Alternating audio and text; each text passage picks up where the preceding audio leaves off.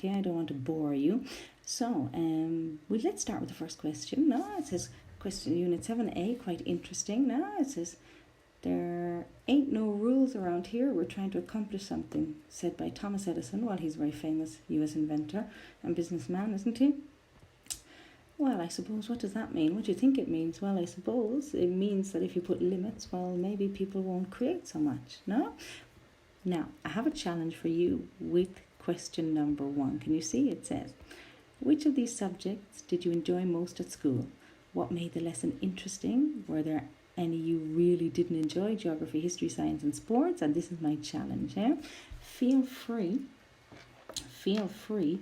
to discuss this in our WhatsApp group, add an audio or just a message, whichever you prefer. But, I'd like to get the chat moving with this topic, okay?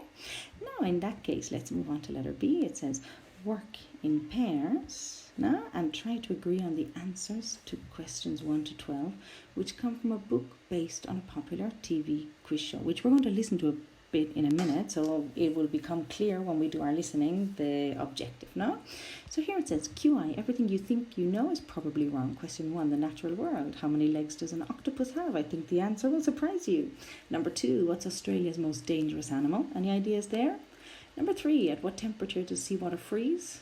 Not sure about that one. What's the best colour to wear to keep cool in the shade?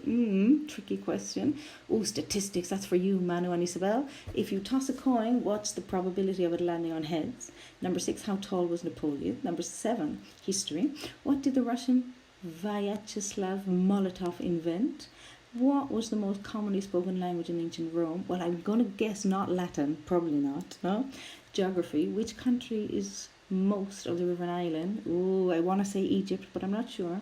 Number 10, when people say the Iron Lady, what are they referring to? Margaret Thatcher, but that's surely not geography. And sport, where was football first played? English people like to say in England, no? And what is the surname of the famous Portuguese football player whose first name is Cristiano? That sounds like a trap. I'm guessing it's not Ronaldo, eh? So let's check.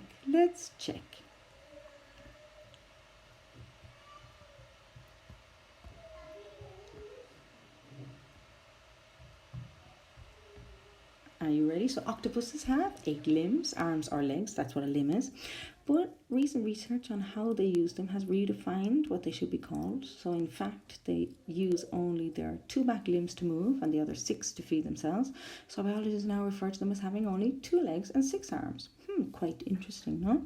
Although Australia is home to many of the world's most dangerous spiders, snakes, jellyfish, crocodiles and sharks, the creature that causes most animal-related deaths per year is the horse. The second is the cow, followed by the dog. Well, I have to say, that's very shocking, no? The horse. Number 3, what temperature does saltwater freeze at? Well, it's not 0 degrees, which is the temperature at which pure water freezes. Seawater freezes at about -2 degrees centigrade. Scientists have also supercooled pure water to below -40 degrees without it freezing. It's true, number 4, that white reflects sunlight and black absorbs it. So in direct sunlight, you'd be cooler wearing white. However, in the shade, dark colours are more effective because they radiate heat better, and loose black clothes will carry heat away from your body faster than they absorb it. Number 5, the coins. Well, it isn't 50-50.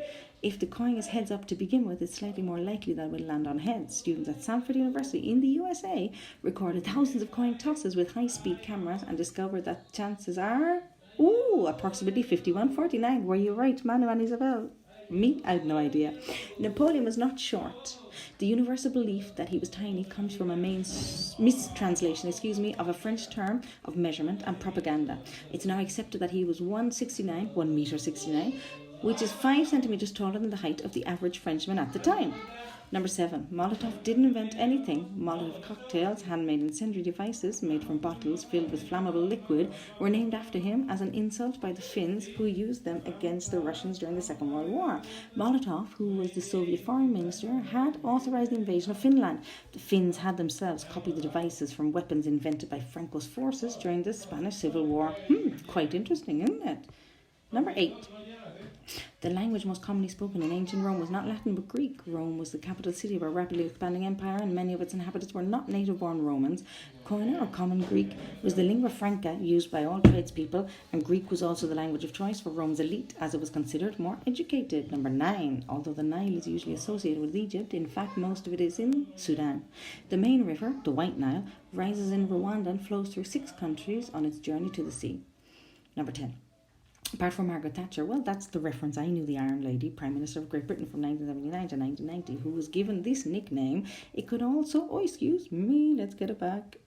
It could also refer to, just a moment, technical problem, just a moment.